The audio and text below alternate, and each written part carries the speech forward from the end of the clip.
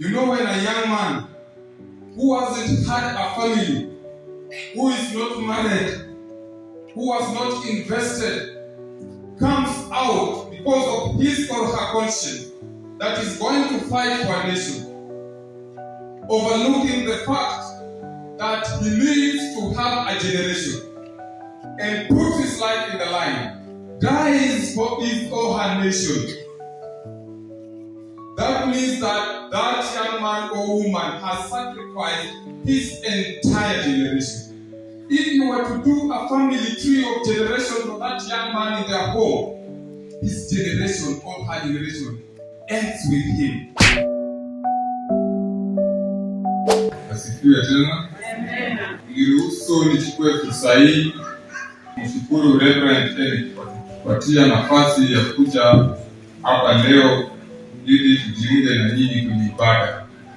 Pili, ningependa kuwashukuru wanakanisa wa ACK kwa kutukaribisha hapa. Kwa majina, naitwa Jimmy Magero. Wale wanaonitambua, nilikuwa mmoja wa vijana ambao walijibwaga kwenye ulingo wa siasa mwaka wa 2022 kwa nia viti tofauti humu nchini. Mimi nilikuwa kwenye kinyang'anyiro ya wania kiti cha diwani diwa la Mikosi, mahali ambapo tuko hapa leo. Na ndio maana leo hii nimerudi na muungano wa vijana inayojitambua kama Kikao, ili tuwahusishe, tujadiliane, tupige gumzo, tujue njia gani mwafaka tunaweza tukafuata kama nchi, ili tuwe na nchi yenye heshima na haki. Reverend, I want to thank you so much. And I want to thank you for giving us this opportunity, because we have not found it much easy in other churches when we are conducting our activity. And if you read up your history, the Anglican Church is based, centered, and grounded in the fight for social injustice. You remember the late Archbishop Desmond Tutu was in the forefront in fight against social injustice. And in his own words, he said that whoever chooses neutrality in situation of injustice has chosen the side of the oppressor.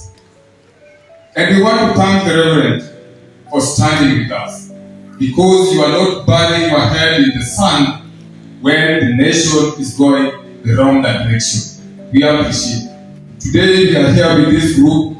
This is a group of young boys and girls who have come out to volunteer after getting a number of trainings so that we can conduct civic education to Kenyans, so that we can understand issues of governance and how politics influences our lives, and to enable us to contribute constructively on matters of nation building. Our objective and our mission as Kikao is to have a people's movement that will catalyze a nationwide political awakening in Kenya through civic and political education, by equipping and empowering the youth with the tools, knowledge, skills, and platforms necessary to assume leadership roles and guide the nation towards prosperity, equity, and good governance. And today, as we are here, I want to say, Reverend, that the nation is going through a lot. And that is why these young people have come out to offer themselves, volunteer, to engage the public, because we know very well that we are the future. And we are the leaders of today, not tomorrow. We must take responsibility as young people if we are to secure our future.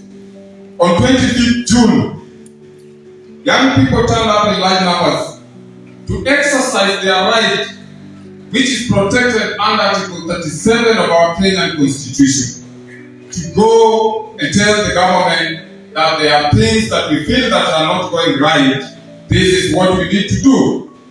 Many of them were brutally killed. And it is one reason why we are here today, to commemorate and remember those young boys and girls who were killed during those lawful assemblies. You know, when a young man who hasn't had a family, who is not married, who was not invested, comes out because of his or her conscience that is going to fight for a nation, overlooking the fact that he needs to have a generation, and puts his life in the line, dies for his or her nation. That means that that young man or woman has sacrificed his entire generation.